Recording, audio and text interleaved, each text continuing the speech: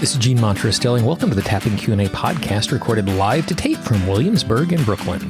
This is episode 449, originally aired December 18th, 2013, re-edited and remastered for April 20th, 2020.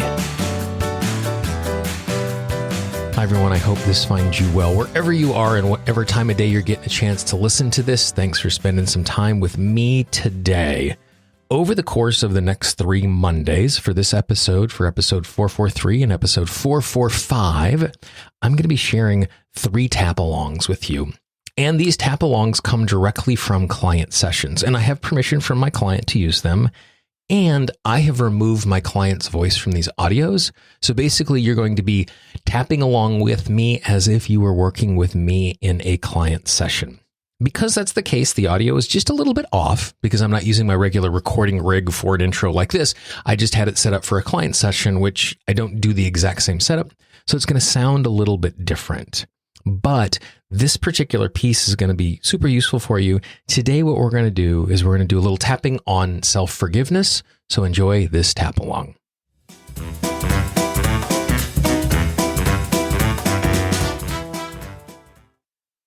In the first chunk of the 3, we're going to talk about self-forgiveness. And I don't know about you, but in my own life, I find it's possible, not always easy, but possible to forgive someone else. But forgiving myself feels like something that is just so far and so difficult that there doesn't seem like there's any real manageable way for something like that to happen. And so what we're going to tap on is creating space for self-forgiveness and dealing with the resistance for self-forgiveness. I really encourage you to take this audio, not just tap with it now, but over the course of the next week, I'd tap with it 4 or 5 times. This is a really, really powerful audio. So to start at the tippy top of the head, move from tapping point to tapping point, just repeat after me. There's a part of me that sees my past choices,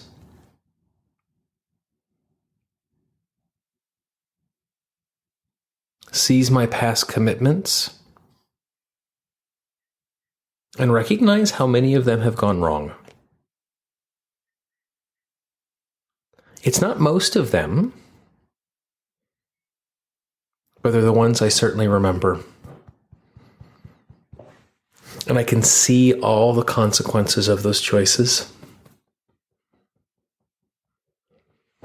and how they impacted me and how they impacted others. And I recognize the fact these choices are being relived right now. And I'm not allowing myself to let go of them. Because I'm afraid if I let go of them, I'm going to forget their lessons. I'm afraid that if I let go of them, I'm going to repeat them. I'm afraid that if I let go of them, I'm not going to take responsibility for the consequences. I'm afraid that if I let go of them, I'm not taking serious my responsibility of how I hurt others.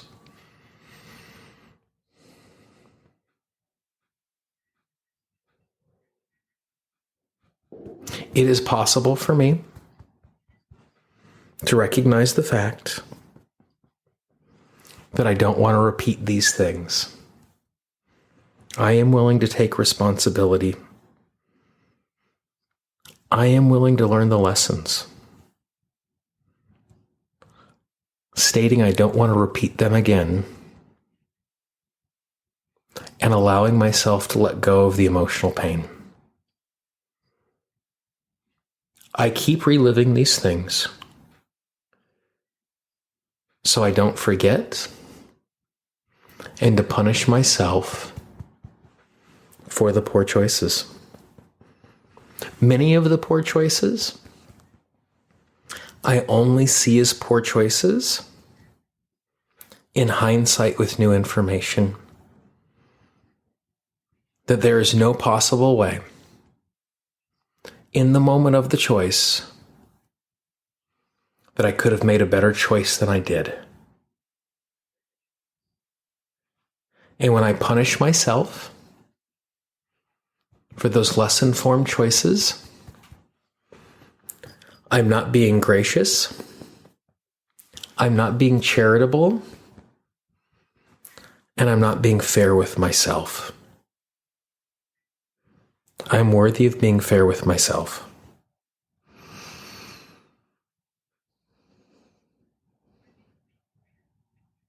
I was made to be fair with myself.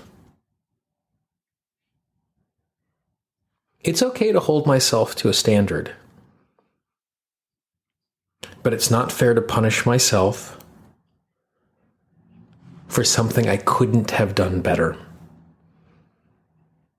If I would have had more information, in many of these circumstances, I would have made radically different choices. But I didn't have that information. I didn't know then what I know now. And punishing myself for making the best choice I could have made is not helpful. It's not charitable. And it's actually a penalty that hurts others around me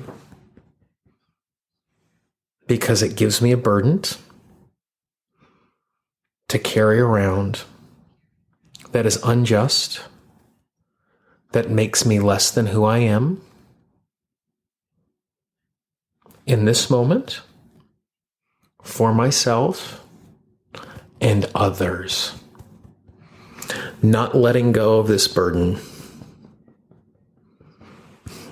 is a much greater error than the choices I'm penalizing myself for. I don't deserve now, and those around me don't deserve now. The penalty of me not letting this go. And when I let it go, I'm not saying I forget. And when I let it go, I'm not saying I shouldn't take responsibility. But I need to let it go. I am worthy of letting it go. Those around me are worthy of me letting it go. I don't have to relive the pain. I don't have to punish myself to keep the lesson in this moment, to make better choices for myself as I continue to move forward. I give myself permission to forgive myself for the poor choices that I made, that I only see as poor because of the new information I have. Punishing myself and penalizing myself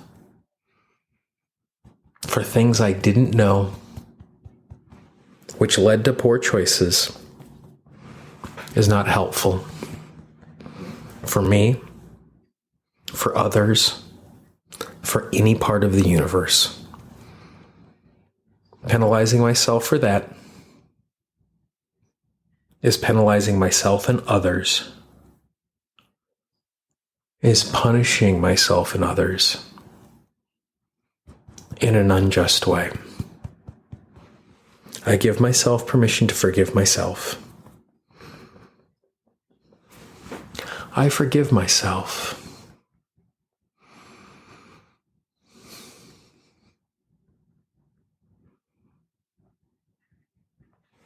For doing the best that I could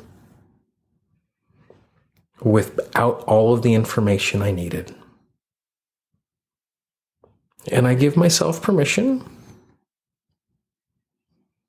to forgive myself for unjustly punishing myself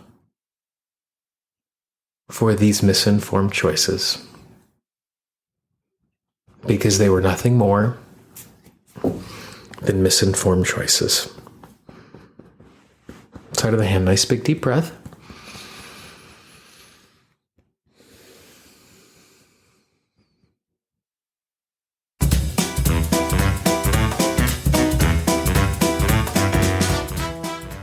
I hope you enjoyed that. If you have any questions or comments about that, I would love to hear from you. Gene, Gene, at tappingqna.com. Also, if you're looking to work with a practitioner and the way that we worked on this is something that you find enticing, you can also reach out. Just shoot me a note and we'll figure out if there's a way that I can support you in your work and in your transformation. If you know someone in your life who could use a tap along just like this, please be our ambassador. Pass it along. Don't spam your inbox and send it to everybody in the world. But if there's someone you know who could use a little tap along like this, pass it along, because if they're having a better day, it's going to be a better day for everyone around them. Yes, that sounds super cheesy, and I always comment on the fact that sounds cheesy because it feels weird coming out of my mouth, but I also know that it's true, and you know that it's true. If we pass this along, if we share our healing tools, it makes it a better place for all of us. If you haven't done so yet, I would really encourage you to subscribe to the podcast. In podcasting parlance, subscribe is always free. It's not like Hulu or Netflix or Disney Plus where you're paying a monthly fee. Subscribe is free. You can find the podcast in Apple Podcasts, Google Podcasts, Spotify, Pandora, Stitcher, iHeartRadio, Deezer, Acast, basically everywhere you find audio, you can find the Tapping Q&A podcast. And in some of those ecosystems, they don't use the word subscribe, they use the word follow. It's the exact same thing. But by clicking the button, whatever word is written on it, you're going to ensure that you don't miss a future episode of the show. So as we move through these next couple of episodes where we're continuing using the audio from those client sessions, you're not going to miss them. Questions and comments can always be directed to me, Gene, Gene, at tappingqna.com. For the Tapping Q&A podcast, this is Gene Montrastelli. I hope you have a great day, and I will talk to you real soon. Bye-bye. The Tapping Q&A podcast is copyright Gene Montrastelli Tapping Q&A. All views expressed by guests are those of the guests and not necessarily of Gene Montrastelli and Tapping Q&A.